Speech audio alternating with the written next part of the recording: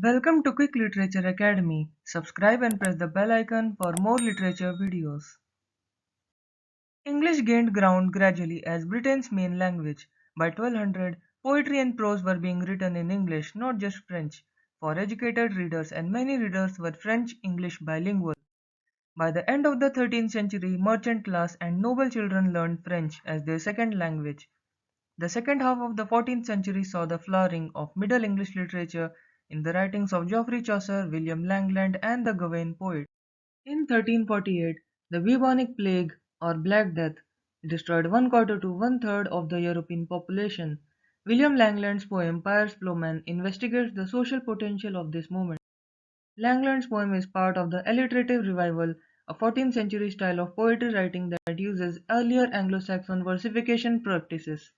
The scarcity of laborers following the plague gave laborers some power and possibility of social mobility. The Lollards, from Lollers, a slang word for unemployed transients, were one such group. They were the followers of social reformer John Wycliffe. The 14th century saw the expansion of the merchant class and international trade, trends visible in Geoffrey Chaucer's career as a civil servant and in his portrait of the merchant in the Canterbury Tales.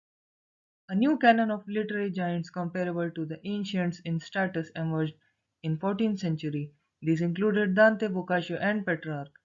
While Chaucer and Langland's works exist in several copies, the work of the poet who wrote Sir Gawain and the Green Knight, an Arthurian romance, and three other poems exists only in a single copy.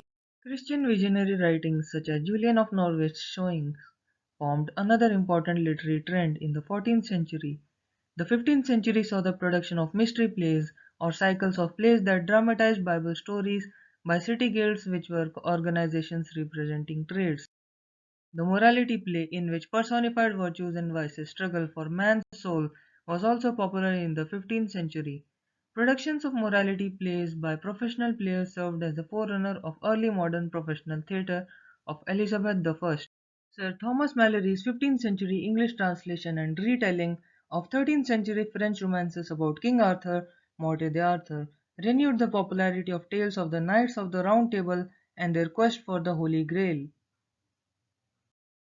In 1476, William Caxton introduced movable type to England, thereby drastically increasing the speed at which books could be made in multiple copy and dispersed to readers, as well as decreasing their cost of production. One of Caxton's first successes was a print edition of Malory's Morte d'Arthur. Medieval English. Old English, which has an almost entirely Germanic vocabulary, is a heavily inflected language. Its words change form to indicate changes in function, such as person, number, tense, case, mood, and so forth. Thanks for watching. Stay tuned for the next part.